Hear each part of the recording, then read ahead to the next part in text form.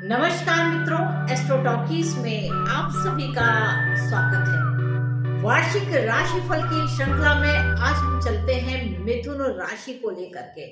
अब जो मिथुन राशि है वह 3 नंबर की राशि होती है, यानी कि 3 जहां लिखा होता है, यानी कि जो लग्न है वहां पर 3 लिखा होता है, तो वह मिथुन राशि होती है। और मिथुन राशि का जो स्वामित्व है वह बुध देव के पास होता है, यानी कि यह बहुत ही ज्यादा बौद्धिक क्षमताओं को दिखाते हैं, हंसी खेल को दिखाते हैं, हंसी ठट्टा दिखाते हैं, यानी कि कहाँ पर कैसे बात करनी है, तो यह मिथुन राशि को बहुत अच्छे से आता है। मिथुन राशि एक कम्युनिकेशन की राशि है, विशेष करके पड़ोसियों से शेखन की राशि है। तो इस प्रकार मिथुन राशि का जो संबंध है वह क्या है, संचार माध्यम से भी होता है, क्योंकि यह वायु तत्व की राशि है। तो यह संचार के माध्यम से, यानी कि अड़ोस पड़ोस में कोई बात अगर कहनी है या समझनी है, या उन्हें इस बात की सूचना रहती है कि पड़ोस में क्या हो रहा है या फला जगह पे क्या हो रहा है, तो जो मिथुन राशि वाले जो जातक होते हैं काफी कम्युनिकेटिव होते हैं, जो विशेष करके एक छोटे क्षेत्र को लेकर के, तो इनका जो कम्युनिकेशन की क्षमता है वह बहुत ही जबरदस्त होती है। तो यहाँ पर क्या होगा कि विशेष पूरे इस वार्षिक राशिफल में क्या क्या महत्वपूर्ण बातें रहेंगी, तो यहाँ पर देखिए महत्वपूर्ण परिवर्तन क्या है। एक तो आपका जो लग्न का स्वामी बुध है वह अपने आप में मायने रखता है कि वह लग्न पूरे वर्ष भर में क्या क्या गुल खिलाती है।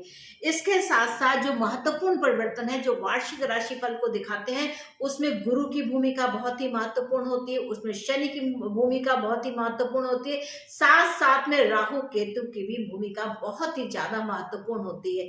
तो जो शनि देव महाराज है वह अपना राशि परिवर्तन कर रहे हैं 17 जनवरी से लेकर के 26 जनवरी के मध्य में। ये क्योंकि इतना स्लो चलते हैं कि इनको 1 डिग्री भी पार करने के लिए बहुत सारा टाइम लगता है।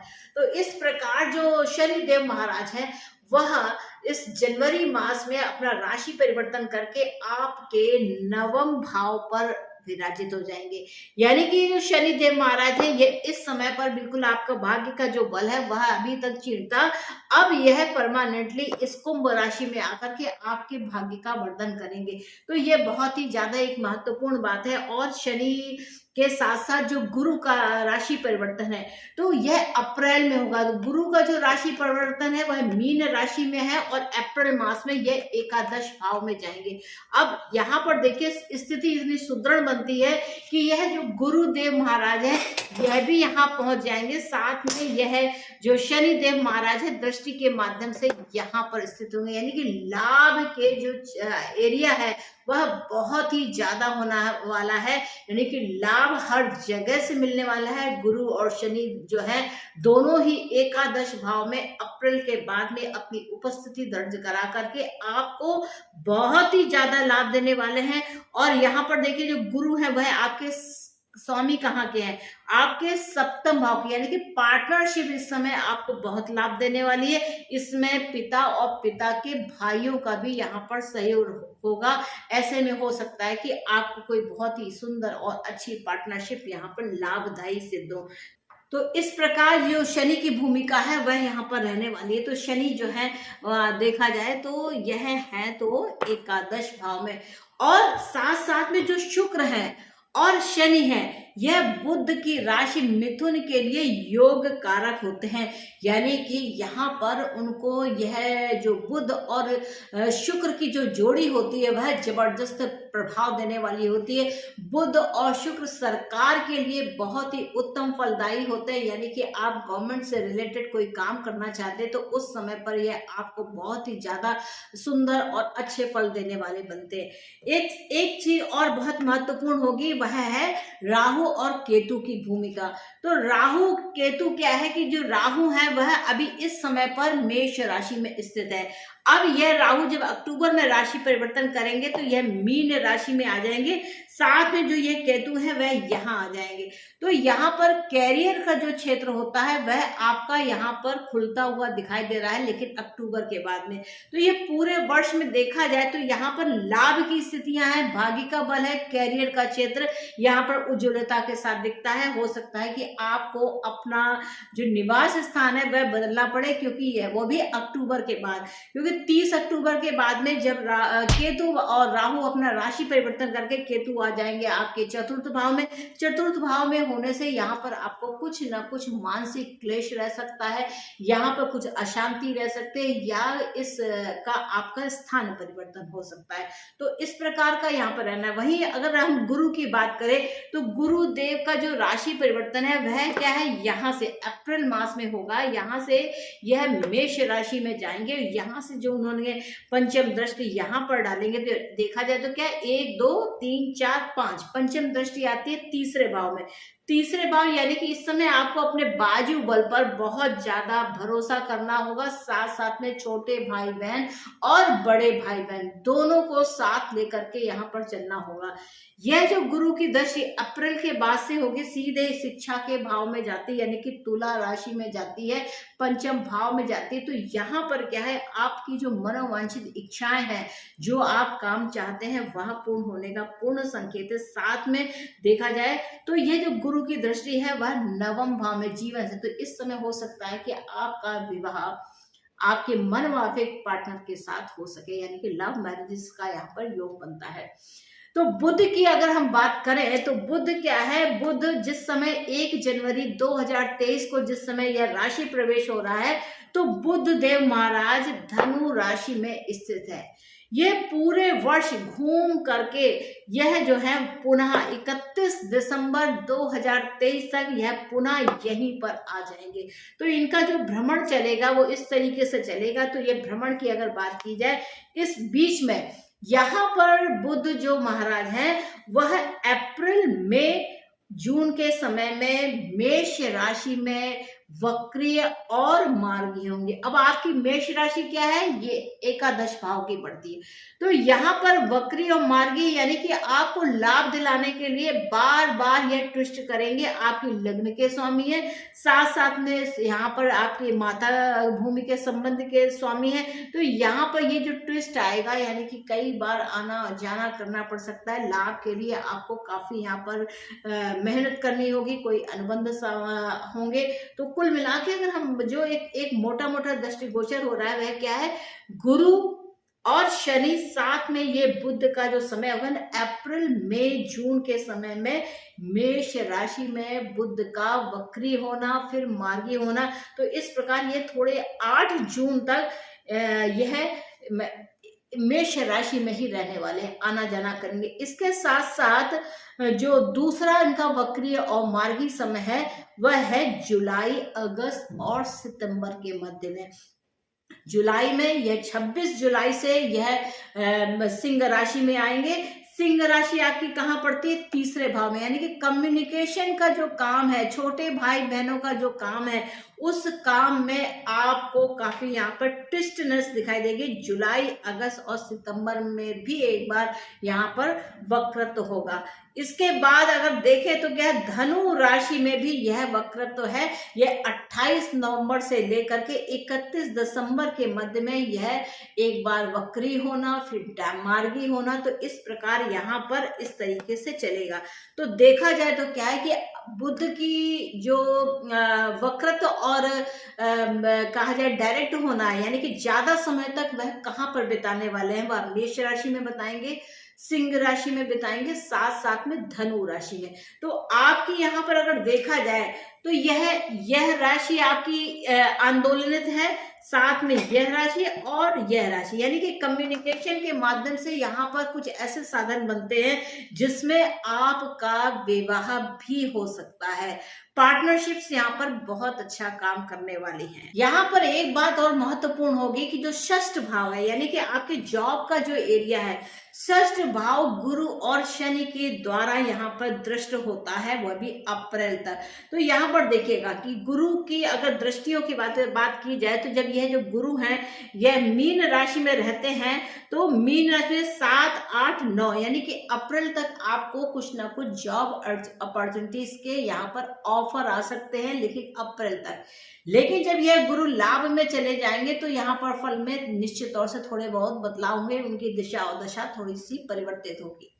मिथुन राशि का जो काम है, उनका स्वभाव क्या होता है कि वह हंसमुख होते हैं, दूसरों को भी खुश करने के लिए वह सदा तत्पर रहते हैं और इनका जो बुद्ध है बहुत ही विचार मंथन करवाता है और आपको घुलना मिलना बहुत पसंद है, क्योंकि बुद्ध की जो राशि होती है वह सूर्य के इर्द गिर्द ही चक्कर काटते थे। बुद्ध और शुक्र दोनों का ही ये स्वभाव होता है कि वह राजा के इर्द गिर्द ही चक्कर काटते रहते। तो यहाँ समझना, जो भी शुक्र की राशियां हो, जैसे आपकी वृषभ राशि है और आपकी तुला राशि है, तो भी आप देखेंगे कि यह जो शुक्र है यह सूर्य के आसपास ही रहेगा। वही जो बुध है, बुध भी सूर्य के सबसे नजदीक होने के कारण सबसे ज्यादा चपलता के साथ यहाँ काम करते हैं। तो बुध जो है एक कुशल वार्ताकार भी होते हैं, अपनी वाणी की चतुरता यहाँ पर दिखाते हैं। इनकी जो याददाश्त होती है वह बहुत अच्छी होती है। और कैरियर के मामले में अगर कहा जाए तो यह जो साल है, पूरा वर्ष 2023 कैरियर के मामले में यहाँ पर बहुत ही अच्छे फल देने वाला है। जैसा कि मैंने बताया कि यहाँ पर लाभ की स्थितियां बनने वाली, ग्रहों की दृष्टियों के माध्यम से, ग्रहों की उपस्थिति के माध्यम से एकादश भाव यहाँ पर एक्टिवेशन में है। तो यहाँ पर क्या है, इस साल आपको कैरियर के क्षेत्र में कई अवसर प्राप्त हो सकते हैं। कैरियर के को लेकर के यहाँ पर अच्छे परिणाम मिलेंगे। भाग्य का पूर्ण बल, क्योंकि आपके भाग्य के स्वामी भाग्य में है, अभी तक यह भाग्य आपका साथ नहीं देता था।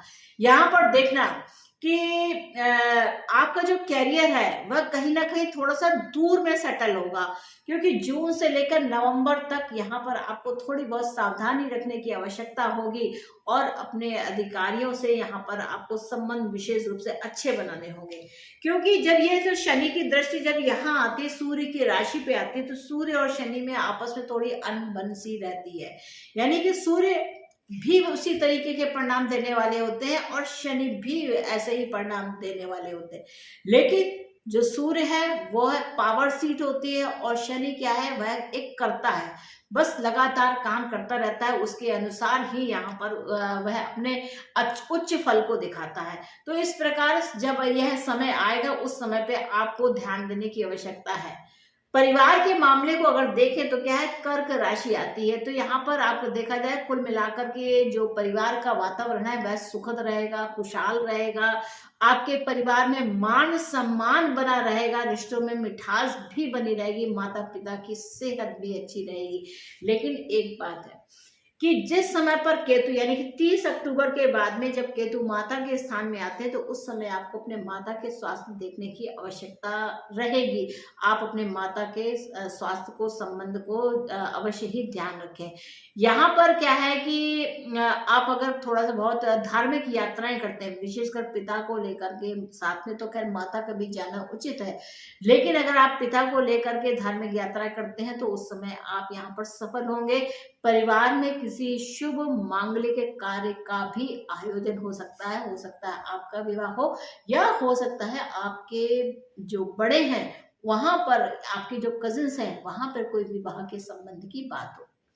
स्वास्थ्य की दृष्टि से देखा जाए तो 17 जनवरी से शनि आपके 8वें घर को छोड़ करके 9वें भाव में प्रवेश कर रहे हैं, यानी कि भाग्य का बल दे रहे हैं। तो यानी कि भाग्य बहुत ही ज्यादा मजबूत हो जाएगा और यहीं पर ढैया का अंत भी हो जाएगा, यानी कि शनि की जो ढैया चल रही है उसका अंत भी हो जाएगा। यह जो बदलाव है यह आपके सारी विघ्न बाधाओं को दूर करेगा और यहाँ पर जो स्वास्थ्य को, ये संबंध को लेकर के थोड़ी बहुत कमी होगी, वो भी जब बुध आपके नीच अवस्था में होंगे उस समय, यानी कि जो बुध है वह मीन राशि में आ जाएंगे, उस समय पर आपका जो स्वास्थ्य है वो थोड़ा बहुत कमजोर रह सकता है। और राहु केतु का जो है वह उदर संबंधी समस्याओं को यहाँ पर दे सकते हैं, लेकिन नियमित रूप से अगर आप आयुर्वेदिक चिकित्सा, हमेशा याद रखना जो शनि है यह कुंभ राशि में है, तो ऐसे समय पे आयुर्वेद अपना पूर्ण प्रभाव दिखाई देगा। यानी कि अपना आयुर्वेद को आप पहचाने, उसको पढ़ें, उसको समझें, उसके अनुसार अपने खान पान, अपनी जीवन शैली को बनाएं, तो आपकी जो बीमारियां हैं वह बहुत ही कम होंगी, आपको इसका पूर्ण लाभ मिलेगा। तो यहाँ पर नियमित रूप से योग व्यायाम कीजिए, आप आयुर्वेद चिकित्सा का प्रयोग करें, खान पान में नियम और संयम बनाए। तो ऐसा करने से आपका जो स्वास्थ्य है, कोई भी बीमारी हो, चाहे कोरोना हो या कोई भी बीमारी हो, अगर आप नियम और संयम से रहते हैं तो आपका कोई भी बीमारी बाल बांका नहीं कर सकती है। एक चीज समझना कि ये जो आपकी बॉडी होती है वह आपके खान पान को दिखाती है। अगर आपका जो शरीर है वह साफ, सुंदर, स्वच्छ और स्वस्थ नहीं है तो इसका मतलब है कि आपके जो खाने पीने की जो व्यवस्था है वह बिल्कुल भी सही नहीं है। ऐसे में आप किसी योग गुरु की सलाह लें और आप आयुर्वेदिक खाने को महत्व अपने जीवन में देते हैं, एक नियम संयम की लाइफ को आप समय देते हैं, तो आपका जो स्वास्थ्य है वह बहुत ही हितकर होगा। आर्थिक स्थिति की अगर बात की जाए तो वर्ष की शुरुआत में जो शनिदेव है वह भाग्य स्थान में गोचर कर रहे हैं, तो ऐसे में धन लाभ, क्योंकि तृतीय दृष्टि एकादश भाव में है तो यहाँ पर धन लाभ की जो संभावना है वो बहुत बढ़ जाती है। मित्रों से लाभ होता है, आपके जो कजिन्स होते हैं, आपके जो ब्रदर्स होते हैं, आपके जो पिता के जो भाई होते हैं जैसे चाचा है या ताऊ है, तो उनसे भी आपको यहाँ पर लाभ मिलेगा। इस वर्ष में मिथुन राशि के जो जातक हैं उनको मन चाहा फल मिलने वाला है। राहु केतु भी आपके आमदनी और कार्य क्षेत्र का विस्तार करने वाले हैं। कुल मिलाकर देखा जाए तो यह जो वर्ष है यह आर्थिक रूप से काफी सुंदर स्थिति रहने वाली है। परीक्षा प्रतियोगिता की अगर बात की जाए तो यह वर्ष छात्रों के लिए विशेष प्रकार के अंक प्राप्त करने यानी कि उच्च शिक्षा को लेकर के, क्योंकि यह देखिए शुक्र की राशि यहाँ पर है और यहाँ पर जब बुध का आगमन होगा तो सीधे लाभ को देगा। तो ऐसे में क्या है कि आप अपने जो उच्च शिक्षा प्राप्त करने के लिए आप जो प्रयास कर रहे हैं उनको करें। यहाँ पर वर्ष के आरंभ में राहु केतु आपके ध्यान को भटकाने का काम करेंगे, लेकिन जब राहु केतु 30 अक्टूबर के बाद से यह चतुर्थ स्थान में और दसम स्थान में चले जाएंगे, यानी कि राहु दसम में और केतु आपके चतुर्थ स्थान में होंगे, तो ऐसे में ये जो भटकाव है वह कम होगा और आपका जो ध्यान है वह शिक्षा में लगेगा। और आप अगर किन्हीं प्रतिष्ठित संस्थानों में आप अगर एडमिशन लेना चाहते हैं तो ऐसे में आपका जो एडमिशन है वह निश्चित तौर से मिल जाएगा, जहां पर आपको जाकर के नौकरी के जो अवसर हैं वह सुंदर रूप से प्राप्त होंगे।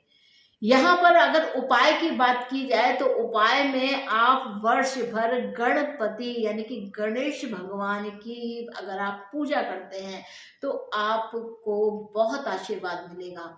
यहाँ पर आप एक काम और भी कर सकते हैं कि किसी गौशाला में या किसी गाय को आप हरी घास खिलाएं, आप उन्हें हरे चारे का इंतजाम कराएं। तो इस प्रकार से अगर आप गौ के लिए अगर कुछ दान कर लेते हैं, हरे चारे की व्यवस्था कर लेते हैं, उसके खान पान की व्यवस्था कर लेते हैं, तो भी आपको यहाँ पर बहुत ही सुंदर और अच्छे फल मिलने वाले हैं। तो मित्रों ये तो था बुध की जो मिथुन राशि है उसको लेकर के वर्ष 2023 का वार्षिक राशिफल। तो कुल मिलाकर अगर कहा जाए तो ये जो गुरु और शनि का जो गोचर है और राहु केतु की स्थिति साथ में बुध की स्थिति है, यह बहुत ही सुंदर अच्छे परिणाम देने वाली है। यहाँ पे विवाह के जो योग है वह सुदृढ़ हो रहे हैं, पार्टनरशिप सुदृढ़ हो रही है, साथ में आपका जो कार्य व्यवसाय और लाभ है यह भी बहुत ही सुदृढ़ स्थिति में है। यानी कि एक्टिवेशन जो है वह इस पार्ट में जाता है जहां पर आपको भाग्य का पूर्ण बल मिलता है और आप अपने काम को सुचारू रूप से करते हैं। यहाँ पर जरूर ध्यान देना कि आपके अंडर में जो भी लोग काम करते हैं उनका आप ध्यान रखें, उनको आपके जो सबॉर्डिनेट्स है उनका ध्यान, क्योंकि शनि सेवक है। अगर आप सेवक का ध्यान रखते हैं तो आपको और भी अच्छे शनि के परिणाम मिलेंगे। तो मित्रों ये था वर्ष 2023 का मिथुन राशि वाले जातकों का वार्षिक राशिफल। आशा है कि आपको मेरा यह एपिसोड अच्छा लगा होगा और आपने मेरे इस एपिसोड को अगर एंजॉय किया है तो कृपया चैनल को लाइक कीजिए, इसको शेयर कीजिए और सब्सक्राइब करना बिल्कुल मत भूलिएगा, क्योंकि आप लोग देखते तो हैं पर सब्सक्राइब नहीं करते हैं। तो आप मेरे इस चैनल को सब्सक्राइब कीजिए और एपिसोड को शेयर कीजिए। तो मित्रों मिलेंगे नेक्स्ट एपिसोड में कर्क राशि को लेकर के, तब तक के लिए नमस्ते।